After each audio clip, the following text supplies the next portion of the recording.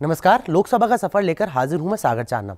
Network 10 की इस खास पेशकश में आज हम आपको रूबरू करवाएंगे लोकसभा के उन 67 वर्षों से जिन्होंने हमें 15 विभिन्न प्रकार के लोकसभा दी, उनके कार्यकाल दिए, जो कि संविधान का एक महत्वपूर्ण अंग है। लोकसभा यानी कि संसद का वो सदन जिसे आम भाषा में लोगों के सदन के नाम से जाना जाता है।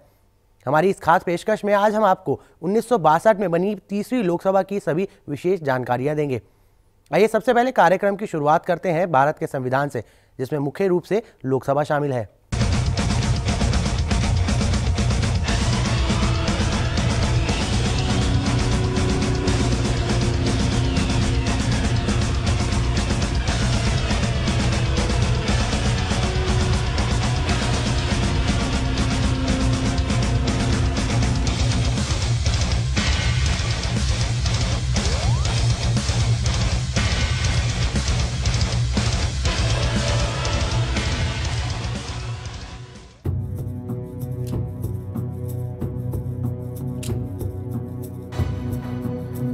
भारत का संविधान दुनिया का सबसे बड़ा लिखित संविधान है। इसमें अब 460 अनुच्छेद तथा 12 अनुसूचियां हैं और ये 25 भागों में विभाजित है।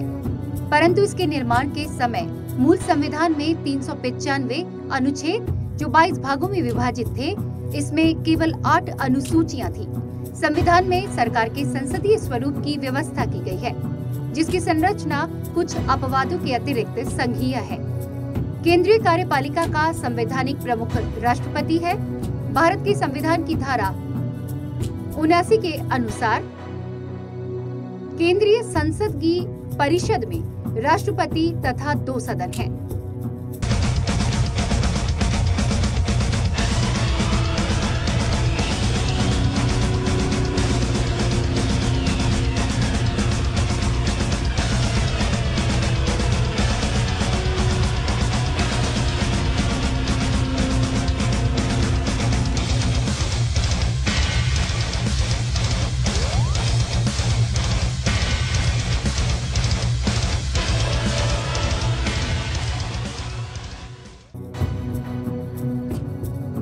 जिन्हें राज्यों की परिषद राज्यसभा तथा लोगों का सदन लोकसभा के नाम से जाना जाता है।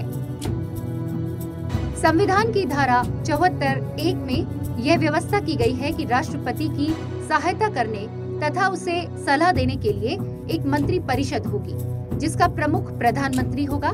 राष्ट्रपति इस मंत्री परिषद की सलाह के अनुसार अपने कार्यों का निष्पादन करेगा। इसी प्रकार वास्तविक कार्यकारी शक्ति मंत्री परिषद में निहित है, जिसका प्रमुख प्रधानमंत्री है, जो वर्तमान में मनमोहन सिंह है।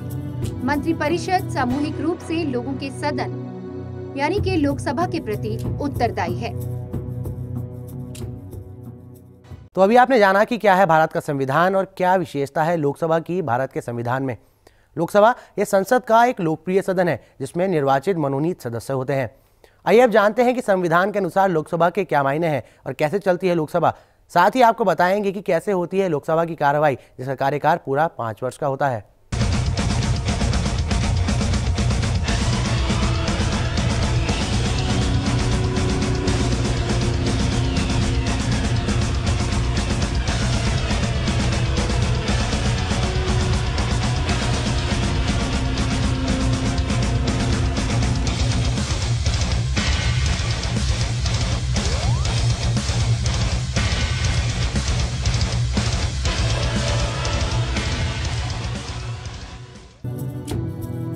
लोकसभा यह संसद का लोकप्रिय सदन है, जिसमें निर्वाचित मनोनीत सदस्य होते हैं।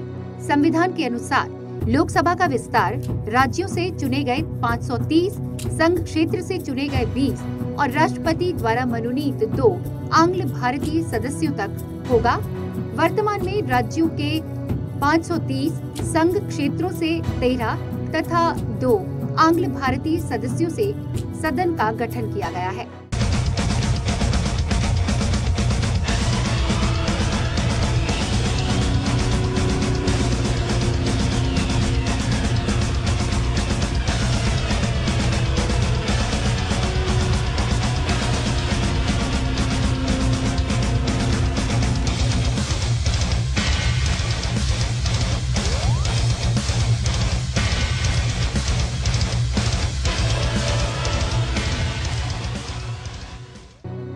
कुछ स्थान अनुसूचित जाति, अनुसूचित जनजाति हेतु आरक्षित हैं।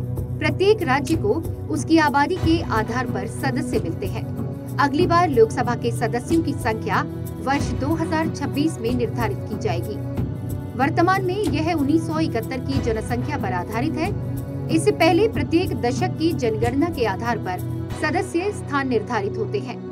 यह कार्य बाकायदा 84वें संविधान संशोधन से किया गया है ताकि राज्य अपनी आबादी के आधार पर ज्यादा से ज्यादा स्थान प्राप्त करने का प्रयास नहीं करे। लोकसभा की कार्यावधि 5 वर्ष है, परंतु इसे समय से पूर्व भंग किया जा सकता है। मंत्रिपरिषद केवल लोकसभा के प्रति उत्तरदायी है। अविश्वास प्रस्ताव सरकार के विरुद्ध केवल यही लाया जा सकता है। बात करें लोकसभा में चलने वाली विशेष कार्यवाही की, तो इसमें मुख्य रूप से धन बिल शामिल है, जो कि पारित करने में यह निर्णायक सदन है। राष्ट्रीय आपातकाल को जारी रखने वाला प्रस्ताव केवल लोकसभा में लाया और पास किया जाता है।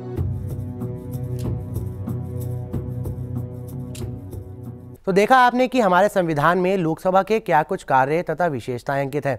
आगे अभी और बहुत कुछ है। फिलहाल रुकना एक छोटे से ब्रेक के लिए। ब्रेक के बाद भी लोकसभा का सफर यूं ही जारी रहेगा।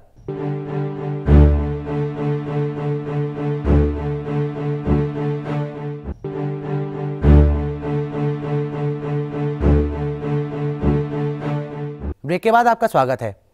लोकसभा के सफर को आगे बढ़ाते हुए अब हम शुरुआत करेंगे लोकसभा के 67 सालों की और सिलसिलेवार आपको बताएंगे कि 1 से 15 लोकसभा में क्या कुछ विशेष रहा। शुरुआत करते हैं तीसरी लोकसभा से, जो कि 1962 में आम चुनाव के बाद देश को मिली थी। आज़ादी के बाद तीसरी बार हुए लोकसभा के चुनाव में कई राजनीतिक दलों ने चुनाव लड़ा, लेकिन पिछली 2 बार की तरह इस बार भी इंडियन नेशनल कांग्रेस बहुमत के साथ लोकसभा तक पहुंची और पंडित जवाहरलाल नेहरू अच्छे बहुमत के साथ सत्ता में लौटे। लेकिन 27 मई 1964 को नेहरू जी के निधन के बाद कांग्रेस नेता गुलजारीलाल नंदा ने उनकी जगह ली। भारत के लिए यह समय बेहद ही खराब चल रहा था और ऐसे में शास्त्री जी के निधन के बाद इंदिरा गांधी 24 जनवरी 1966 को इसी सरकार की तीसरी प्रधानमंत्री बनी।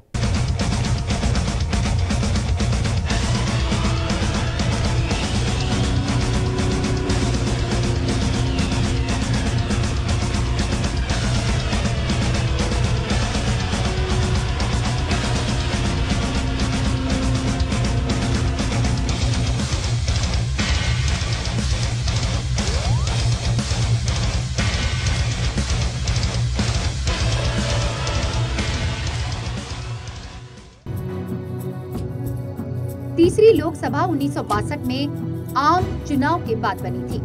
पहली और दूसरी लोकसभा यानी 1952 और 1957 की अपनी सफलता की कहानी को भारतीय राष्ट्रीय कांग्रेस 1962 में आयोजित हुए दूसरे लोकसभा चुनावों में भी दोहराने में कामयाब रही। 1966 में हुए भारत के आम चुनाव में 494 सीटों पर चुनाव लड़ा गया। लोकसभा में सभी 494 सीटों पर हुए चुनाव में 248 सीटों के बहुमत की आवश्यकता थी। ऐसे में 361 सीटें जीतकर एक बार फिर इंडियन नेशनल कांग्रेस लोकसभा पहुंची और अपनी सरकार बनाई। कांग्रेस को 1957 के चुनावों में जवाहरलाल नेहरू ने बहुमत के साथ शानदार जीत दिलाई थी। अपने कार्यकाल के दौरान इस कांग्रेसी नेता ने विकास के क्षेत्रों में भी देश के एक नए रूप की कल्पना की। पंचवर्षीय योजना का उदय भी इसी दौरान हुआ था। ऐसे में तीसरी बार हुए आम चुनाव में पार्टी ने कुल 5,40,60,380 मतों की जीत के साथ 44.72% बहुमत सुरक्षित रखा। अच्छे बहुमत के साथ पंडित जवाहरलाल नेहरू तीसरी बार सत्ता में वापस लौटे। विकास पुरुष कहे जाने वाले नेहरू ने उस दौरान देश में बेहतर विकास किया। उस समय ऐसे कई क्षेत्र थे जिनमें नेहरू देश को बहुत आगे ले जाना चाहते थे, जैसे विज्ञान और प्रौद्योगिकी, औद्योगिक क्षेत्र और संचार। भारत के इस भविष्य दृष्टा प्रधानमंत्री का स्वप्न था कि स्टील मिलों और बांधों को आधुनिक भारत के मंदिरों के रूप में स्थापित किया जाए। इस सब से परे 1962 के भारत चीन युद्ध के पीछे प्रमुख मुद्दा चीन द्वारा तिब्बत के बिल्कुल पश्चिम में अक्साई चीन के विवादित क्षेत्र में 1956-57 में सैन्य राजमार्ग का निर्माण करना बताया जाता है।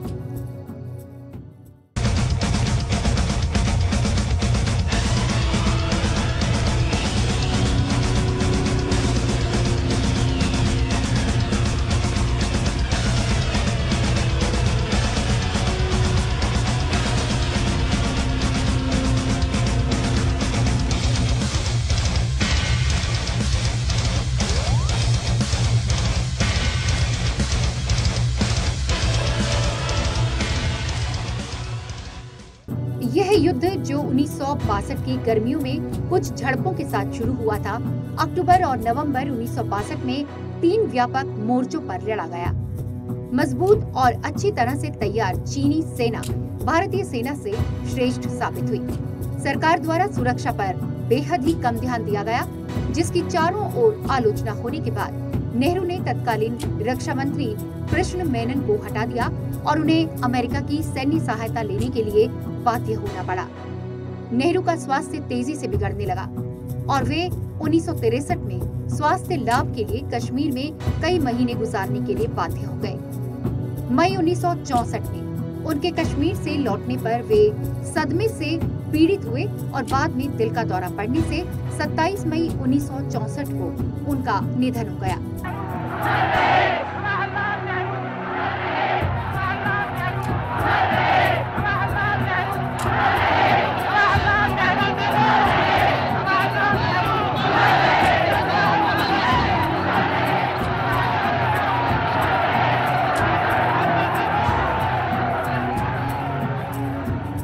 जो कि पूरे भारत के लिए एक शोकपूर्ण खबर थी।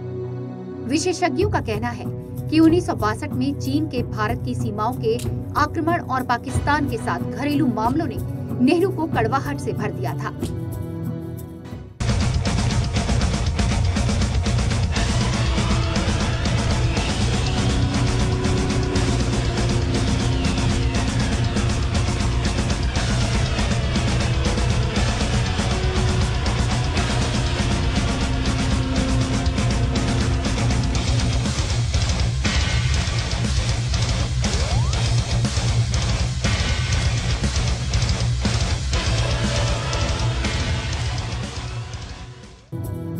नेहरू जी की मौत के बाद 2 सप्ताह के लिए वयोवृद्ध कांग्रेसी नेता गुलजारी लाल नंदा ने उनकी जगह ली। कांग्रेस द्वारा लाल बहादुर शास्त्री को नया नेता चुना जाने के लिए उन्होंने कार्यवाहक प्रधानमंत्री के रूप में काम किया। प्रधानमंत्री पद के लिए शास्त्री जी एक संभावित विकल्प नहीं थे, जिन्होंने शायद अप्रत्याशित रूप से 1965 में पाकिस्तान पर जीत दिलाने में देश का नेतृत्व किया। शास्त्री और पाकिस्तान के राष्ट्रपति मोहम्मद अयूब खान ने पूर्व सोवियत संघ के ताशकंद में 10 जनवरी 1966 को एक शांति संधि पर हस्ताक्षर किए। हालांकि शास्त्री अपनी जीत के फायदे देखने के लिए ज्यादा समय तक जीवित नहीं रहे।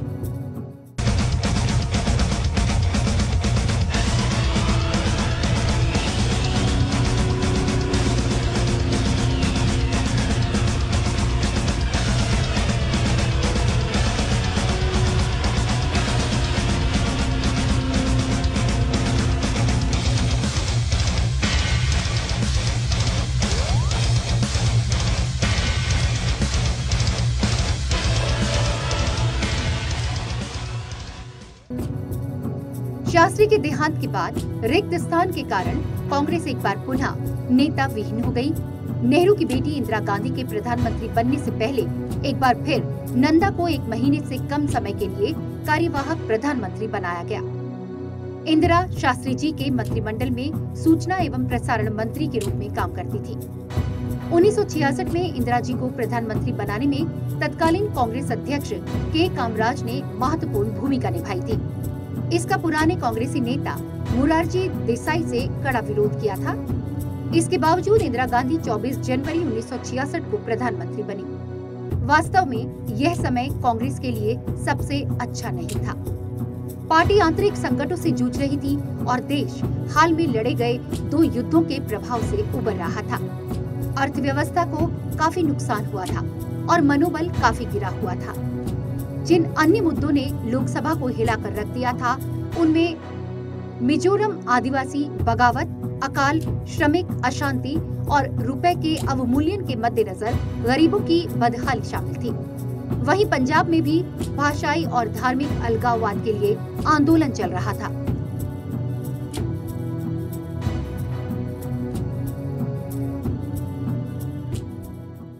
तो देखा आपने कि तीसरे आम चुनाव के बाद 1962 में तीसरी लोकसभा बनी थी, जिसमें 361 सीटें जीतकर इंडियन नेशनल कांग्रेस ने पूर्ण बहुमत के साथ अपनी सरकार बनाई, जिसमें प्रधानमंत्री बने पंडित जवाहरलाल नेहरू। उनके निधन के बाद गुलजारीलाल नंदा और फिर इंदिरा गांधी, जिन्होंने 24 जनवरी 1966 को तीसरी लोकसभा की तीसरी प्रधानमंत्री के पद पर शपथ ली।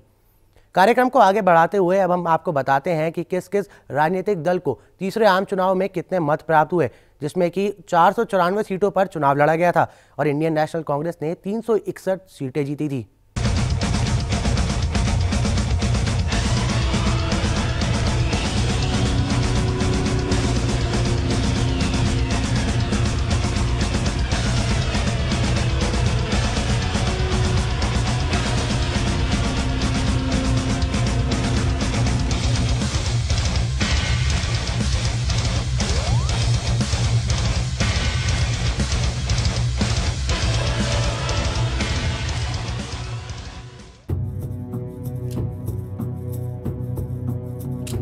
आजादी के बाद भारत में तीसरी बार लोकसभा के लिए आम चुनाव का आयोजन हुआ।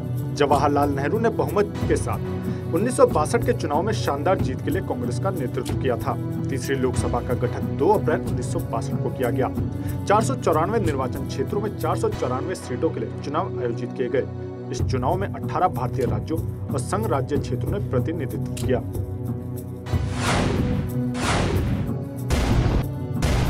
भारतीय Jana Sangh 14, communist party of India 29,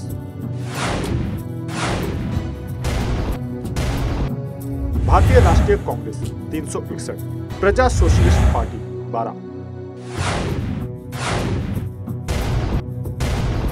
Samajwadi party 6, स्वतंत्र party 18, Akali Dal 3, Akhil Bharatiya Hindu Mahasabha 1,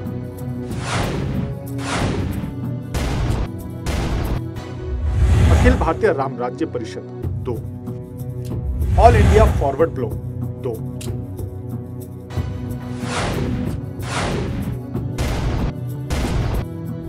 all party hill leaders सम्मेलन 1, छोटा नागपुर संथाल परगना जनता पार्टी 3,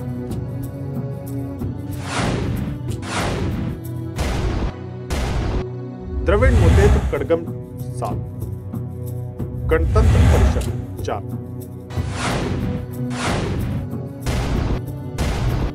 इंडियन यूनियन मुस्लिम लीग 2, भारत की शेतकारी कामगार पक्ष 0,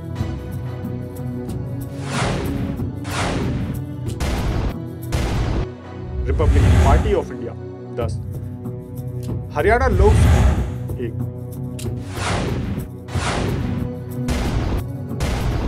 लोक Sevak Sangh 2,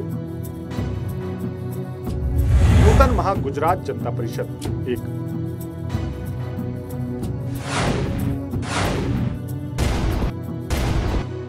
revolutionary socialist party 2, निर्दलीय 20,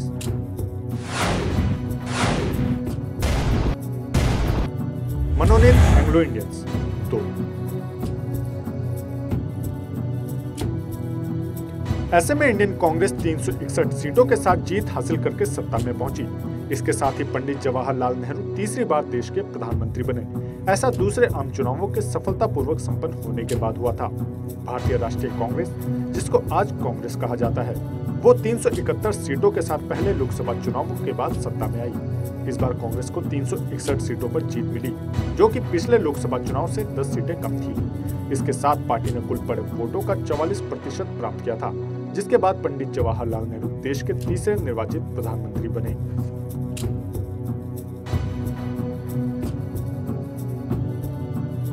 जी हाँ, तो देखा आपने कि कैसे समीकरण बने थे तीसरे आम चुनाव के बाद, जिसमें इंडियन नेशनल कांग्रेस को भारी बहुमत के साथ एक बार फिर 1962 में संसद तक पहुंचने का मौका मिला।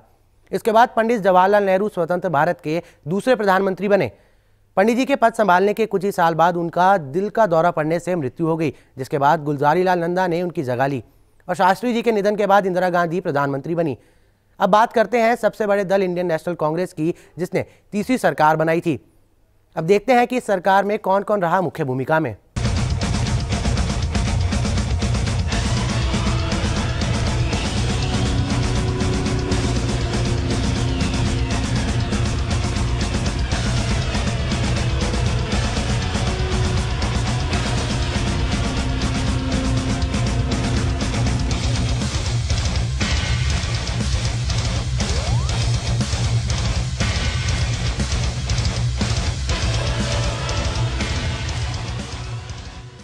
तीसरी लोकसभा में स्पीकर यानी कि वक्ता सरदार हुकुम सिंह चुने गए। साथ ही उपाध्यक्ष के पद पर श्री S.K. कृष्णामूर्ति और महासचिव के पद पर श्री S.L. सापखेर चुने गए थे। तीसरे आम चुनाव के समय अन्य दल भी उस समय सामने आए थे। हालांकि इन छोटे दलों को पता था कि वे वास्तव में कांग्रेस के मुकाबले में कहीं खड़े नहीं होते। 494 निर्वाचन क्षेत्रों में आयोजित किए गए तीसरे आम चुनावों में 26 भारतीय राज्यों का प्रतिनिधित्व किया गया। उस समय कुछ 2 सीट और यहां तक कि 3 सीट वाले निर्वाचन क्षेत्र भी थे। एकाधिक सीटों वाले निर्वाचन क्षेत्रों को 1960 के दशक में समाप्त कर दिया गया।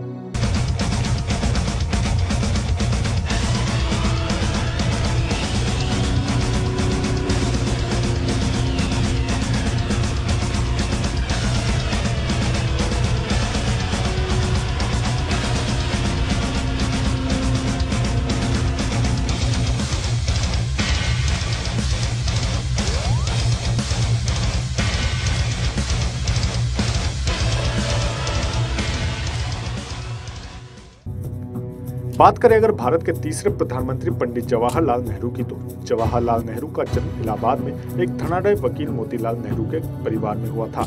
उनकी मां का नाम स्वरूप रानी नेहरू था। वह मोतीलाल नेहरू के इकलौते पुत्र थे। इनके अलावा मोतीलाल नेहरू की 3 पुत्रियां थीं। नेहरू कश्मीरी वंश के सारस्वत ब्राह्मण थे। जवाहरलाल नेहरू ने दुनिया के कुछ बेहतरीन स्कूलों और विश्वविद्यालयों में शिक्षा प्राप्त की थी। उन्होंने अपनी स्कूली शिक्षा हैरो से और कॉलेज की शिक्षा ट्रिनिटी कॉलेज लंदन से पूरी की थी। इसके बाद उन्होंने अपनी लॉ की डिग्री कैम्ब्रिज विश्वविद्यालय से पूरी की। इंग्लैंड में उन्होंने 7 साल व्यतीत किए, जिसमें वहां के फैबियन समाजवाद और आयरिश राष्ट्रवाद के लिए एक तर्कसंगत दृष्टिकोण विकसित किया। सन 1947 में भारत को आजादी मिलने पर जब भावी प्रधानमंत्री के लिए कांग्रेस में मतदान हुआ तो सरदार पटेल को सर्वाधिक मत मिले। उसके बाद सर्वाधिक मत आचार्य कृपलानी को मिले थे, किंतु गांधी जी के कहने पर सरदार पटेल और आचार्य कृपलानी ने अपना नाम वापस ले लिया और पंडित जवाहरलाल नेहरू को प्रधानमंत्री बनाया गया। 1947 में वे स्वतंत्र भारत के पहले प्रधानमंत्री बने। अंग्रेजों ने करीब 500 देशी रियासतों को एक साथ स्वतंत्र किया था और उस वक्त सबसे बड़ी चुनौती थी उन्हें एक झंडे के नीचे लाना। उन्होंने भारत के पुनर्गठन के रास्ते में उभरी हर चुनौती को समझदारी पूर्वक सामना किया।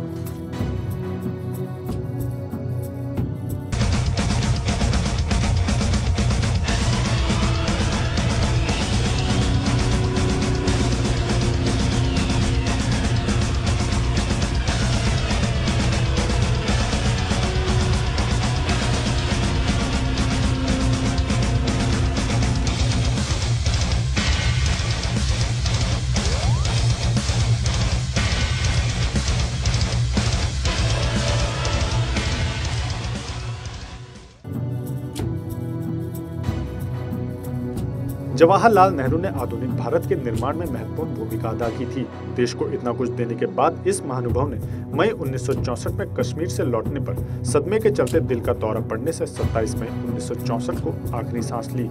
इससे देश विकास को खासा नुकसान पहुंचा था। पंडित जवाहरलाल नेहरू के निधन के बाद तीसरी लोकसभा की तीसरी प्रधानमंत्री बनी उनकी पुत्री इंदिरा गांधी, जिनका जन्म 19 नवंबर 1917 को राजनीतिक रूप से प्रभावशाली नेहरू परिवार में हुआ था। इनके पिता जवाहरलाल नेहरू और इनकी माता कमला नेहरू थी। इंदिरा को उनका गांधी उपनाम फिरोज गांधी से विवाह के पश्चात मिला था। इनका मोहनदास करमचंद गांधी से न तो खून का और न ही शादी के द्वारा कोई रिश्ता था। इनके पितामह मोतीलाल नेहरू एक प्रमुख भारतीय राष्ट्रवादी नेता थे। इनके पिता जवाहरलाल नेहरू भारतीय स्वतंत्रता आंदोलन के एक प्रमुख व्यक्तित्व थे और आजाद भारत के प्रथम प्रधानमंत्री रहे। 1934-35 में अपनी स्कूली शिक्षा पूरी करने के पश्चात इंदिरा ने शांति निकेतन में रविंद्रनाथ टैगोर द्वारा निर्मित विश्व भारती विश्वविद्यालय में प्रवेश लिया। रविंद्रनाथ टैगोर ने ही इन्हें प्रियदर्शनी नाम दिया था। इसके पश्चात यह इंग्लैंड चली गई और ऑक्सफोर्ड विश्वविद्यालय की प्रवेश परीक्षा में बैठी, परंतु यह उसमें विफल रही और ब्रिस्टल के बैडमिंटन स्कूल में कुछ महीने बिताने के पश्चात 1937 में परीक्षा में सफल होने के बाद इन्होंने सोमरविल कॉलेज ऑक्सफोर्ड में दाखिला लिया। इस समय के दौरान इनकी अक्सर फिरोज गांधी से मुलाकात होती थी, जिन्हें यह इलाहाबाद से जानती थी और जो लंदन स्कूल ऑफ इकोनॉमिक्स में अध्ययन कर रहे थे। अंततः 16 मार्च 1942 को आनंद भवन इलाहाबाद में एक निजी आदि धर्म ब्रह्म वैदिक समारोह में इनका विवाह फिरोज से हुआ। ऑक्सफोर्ड से वर्ष 1941 में भारत वापस आने के बाद वे भारतीय स्वतंत्रता आंदोलन में शामिल हो गई।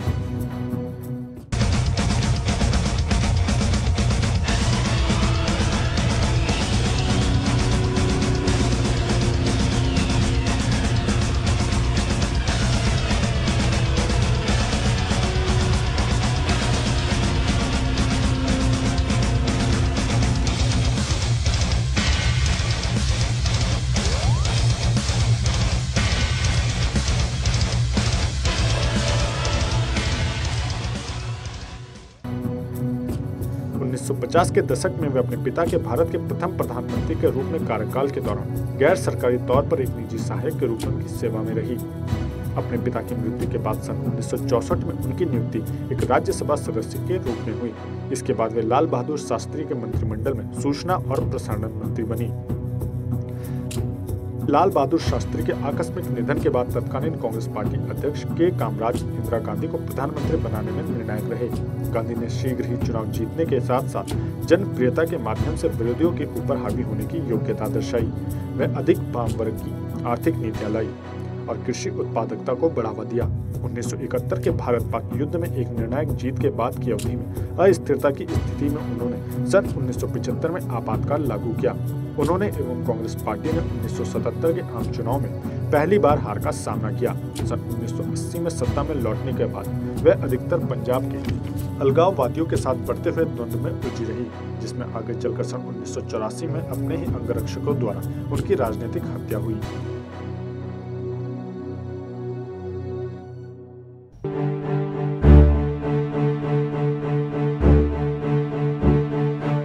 तो ये थी हमारे विशेष कार्यक्रम लोकसभा के सफर की तीसरी कड़ी, जिसमें आपने जाना कि भारत के संविधान में लोगों के सदन लोकसभा के लिए क्या विशेष स्थान है। साथ ही आपने जाना कि तीसरी लोकसभा कब और कैसे बनी। इस कार्यक्रम के माध्यम से हमने आपको विस्तृत तौर पर यह भी बताया कि तीसरी लोकसभा में किस किस सदस्य ने क्या भूमिका निभाई और कैसा रहा तीसरी लोकसभा के 5 साल का कार्यकाल। साथ ही हमने आपको देश के पहले प्रधानमंत्री पंडित जवाहरलाल नेहरू और उनकी पुत्री यानी कि देश की पहली महिला प्रधानमंत्री की जीवनी से भी रूबरू करवाया। फिलहाल लोकसभा के सफर कार्यक्रम की इस तीसरी कड़ी में बस इतना ही। आशा है कि आपको यह कार्यक्रम दिलचस्प और ज्ञानवर्धक लगा होगा। अगली बार लोकसभा कार्यक्रम के साथ फिर होगी मुलाकात, जिसमें हम आपको चौथी लोकसभा की विशेष जानकारियां देंगे। तब तक मुझे और मेरी पूरी टीम को दीजिए इजाजत। नमस्कार।